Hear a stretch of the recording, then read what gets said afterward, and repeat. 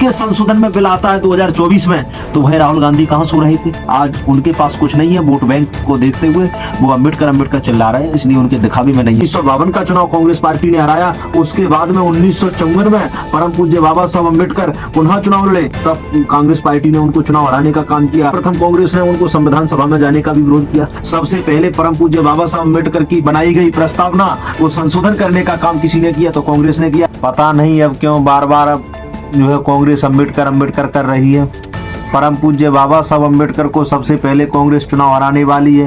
परम पूज्य बाबा साहब अम्बेडकर ने जब पृथक निर्वाचन लंदन से वो लेकर आए, दलों के हक में जितने भी भारत में दबे कुचले समाज के लोग हैं उनके हक में पृथक निर्वाचन बाबा साहब अम्बेडकर लेकर आए, तो सबसे पहले भारत में किसी ने कोई विरोध किया तो कांग्रेस ने किया। पृथक निर्वाचन का विरोध कांग्रेस ने किया।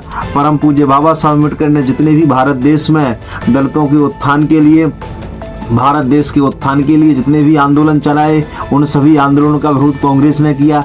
परम पूज्य बाबा साहब अम्बेडकर ने जब पहला चुनाव लड़ा, जब देश का पहला चुनाव हुआ 1952 में, तो परम पूज्य बाबा साहब अम्बेडकर के विरोध में उनके ही पीए को खड़ा करके, जो परम पूज्य बाबा साहब अम्बेडकर का निजी सहायक हुआ करता था नारायण कारलोजकर, उसको विरोध में चुनाव लड़ा करके कांग्रेस पार्टी ने विरोध किया, प्रचार प्रसार किया और परम पूज्य बाबा साहब अम्बेडकर को चुनाव हरा दिया। और पहला ही चुनाव नहीं, 1952 का चुनाव कांग्रेस पार्टी ने हराया। उसके बाद में 1954 में परम पूज्य बाबा साहब अम्बेडकर पुनः चुनाव लड़े, तब कांग्रेस पार्टी ने उनको चुनाव हराने का काम किया। इतना ही नहीं, परम पूज्य बाबा साहब अम्बेडकर को किसी भी प्रकार का ना पुरस्कार दिया और ना ही जो है कोई चुनाव जीतने दिया। सर्वप्रथम कांग्रेस ने उनको संविधान सभा में जाने का भी विरोध किया। संविधान सभा का विरोध कांग्रेस ने किया कि संविधान सभा में परम पूज्य बाबा साहब अम्बेडकर ना पहुंच पाए, इसका विरोध कांग्रेस ने किया। परम पूज्य बाबा साहब अम्बेडकर को चुनाव हराया, ये भी कांग्रेस ने काम किया। और पृथक निर्वाचन का विरोध किया, ये भी कांग्रेस ने किया। परम पूज्य बाबा साहब अम्बेडकर को भारत रत्न नहीं दिया, ये भी काम कांग्रेस ने किया।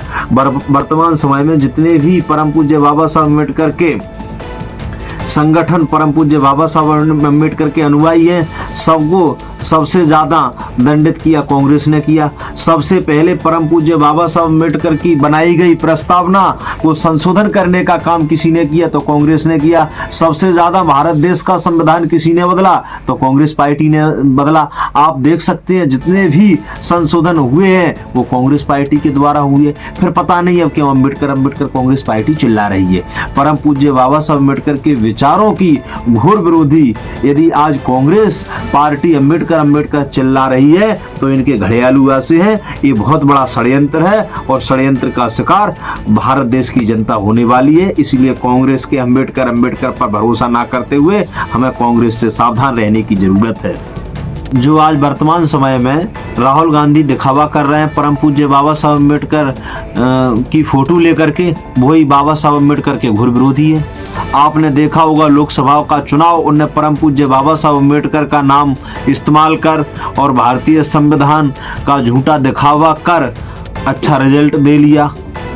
आज वर्तमान समय में हम देखें जब परम पूज्य बाबा साहब अम्बेडकर के संविधान से हटके जो पृथक निर्वाचन परम पूज्य बाबा साहब अम्बेडकर लंदन से लेके आए थे, उसके उपरांत जो समझौता कांग्रेस पार्टी के लोगों से परम पूज्य बाबा साहब अम्बेडकर ने किया था, जब उसके संशोधन में बिल आता है 2024 में, तो वह राहुल गांधी कहाँ सो रहे थे। आरक्षण पर जो बिल आता है, जातियों में से जाति बांटी जाती है आरक्षण पर, जब राहुल गांधी ने को अम्बेडकर जी की ना तस्वीर नजर आई ना संविधान नजर आया, तब तो राहुल गांधी कहाँ सो रहे थे। आज अम्बेडकर क्यों खा रहे हैं, इसका कहीं ना कहीं बहुत बड़ा षड्यंत्र है। इसीलिए राहुल गांधी सड़कों पर अम्बेडकर की तस्वीर लिए फिर रहे हैं, क्योंकि राहुल गांधी को ये पता चल चुका है कि अब हमारे जो है पैरों के तले जमीन नहीं बची है, कांग्रेस पार्टी की स्थिति खराब होने वाली है। इसीलिए अम्बेडकर चिल्ला रहे हैं। और अम्बेडकर को जिस प्रकार परम पूज्य बाबा साहब अम्बेडकर को जिस प्रकार उस समय कांग्रेस पार्टी के नेताओं ने छलावा कर छल किया था और परम पूज्य बाबा साहब अम्बेडकर को संविधान में नहीं जाने दिया था, मजबूरी बस वो संविधान में गए थे।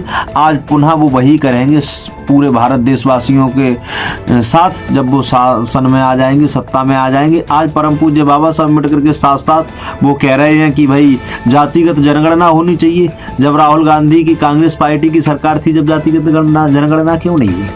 ये भी उनके लिए बहुत बड़ा प्रश्न है। जब कहाँ सो रहे थे वो जाति? आज तो बांटने की बात कर रहे हैं कि भाई जो है भारतीयों को बांटना चाहिए। जब उनकी सरकार थी, जब कहाँ सो रहे थे? और जब उनकी सरकार के रहते हुए परम पूज्य बाबा साहब अम्बेडकर को कहीं सम्मान नहीं मिला, तब राहुल गांधी की कांग्रेस पार्टी कहाँ थी और राहुल गांधी कहाँ सो रहे थे? आज उनके पास कुछ नहीं है। वोट बैंक को देखते हुए वो अम्बेडकर चिल्ला रहे हैं, इसलिए उनके दिखावे में नहीं आना है। और बिखरा हुआ समाज कभी शासक नहीं बन सकता।